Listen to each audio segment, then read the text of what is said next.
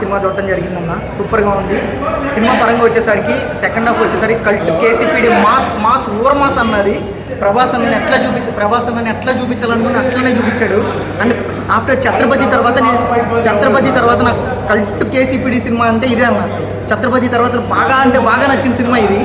And production values and Prashanth Neel writings కానీ, ఆ direction కానీ, ఆ టేకింగ్ కానీ, ఎవ్రీథింగ్ ఎక్స్ట్రాడినరీ ఉన్నాయన్న. Cinema production values completely blockbuster అన్న ఇది. సో సినిమా సెకండ్ హాఫ్కి వచ్చేసరికి ఏంటంటే ఆ సీన్స్ ఉంటాయి అన్న, కొన్ని సీన్స్ ఉంటాయి. ఆ సీన్స్ కానీ ఉంటే వెనక నుంచి వచ్చే బ్యాక్గ్రౌండ్ కానీ, ఫైటింగ్ సీన్స్ కానీ, అసలు అన్ఎక్స్పెక్టెడ్ సీన్స్ చాలా పెట్టుకున్నారన్న. నెక్స్ట్ వచ్చేసి ఈ సినిమాని థియేటర్లో చూస్తేనే ఎక్స్పీరియన్స్ చేయండి, ఓటీటీలో అవన్నీ తర్వాత. సినిమాని మాత్రం హాల్లో చూస్తేనే ఎక్స్పీరియన్స్ అవుతుందన్న.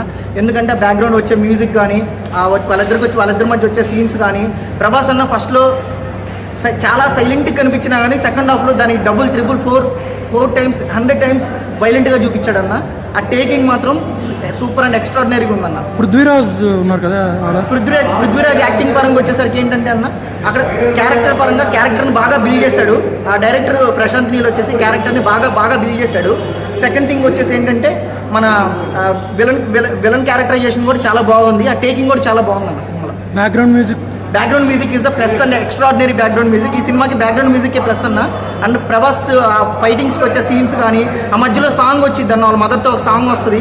సూపర్ అన్నది, ఎక్స్ట్రాడినరీ అల్టిమేట్ సాంగ్ అన్నది. అండ్ సెకండ్ థింగ్ వచ్చేసి అది థియేటర్లోనే నీకు ఆ ఎఫెక్ట్తోనే చూడాలన్న ఆ సాంగ్ అనేది. జగపతి బాబు గారు ఉంటారు కదా, జగపతి బాబు క్యారెక్టరైజేషన్ వచ్చేసరికి ఏంటంటే, సింపుల్గా చెప్పాలంటే ఒక రాజు ఒక యుద్ధం దగ్గరికి వెళ్ళకుండా ఒక యుద్ధమే రాజు దగ్గరికి వచ్చేలాగా ప్లాన్ చేశాడన్న. ఆ క్యారెక్టరైజేషన్ అలాంటిది. అది ఆ యుద్ధం ఎట్లా స్టార్ట్ అయిద్దో తెలియదు కానీ ఎట్లా ఎండ్ చేయాలో మాత్రం చూపిస్తాడు ఈ సినిమాలో. పార్ట్ 2కి సస్పెన్స్ ఏం పెట్టారా? పార్ట్ 2 సస్పెన్స్ పెట్టాడు కదన్న. లాస్ట్లో సెకండ్ హాఫ్లో వచ్చేసరికి ఏంటంటే వీళ్ళొక వర్గం, ఇదొక అంటోల్డ్ స్టోరీ. వీళ్ళొక వర్గం, వాళ్ళొక వర్గం. ఆ వర్గాన్ని ఈ వర్గంతో ఎందుకు విడిపోయారు, ఎందుకు కలుస్తున్నారు అనేది పార్ట్ 2లో చూపించబోతున్నా అని చెప్పేసి చెప్పాడు అన్న లాస్ట్లో. టోటల్గా రేటింగ్ నా రేటింగ్ వచ్చేసి 4.5 అన్న 5కి. సూపర్గా ఉందన్న సినిమా. ఇది మాత్రం థియేటర్లోనే ఎక్స్పీరియన్స్ చేయాల్సిన సినిమా ఫస్ట్ థింగ్. థ్యాంక్స్ అన్న.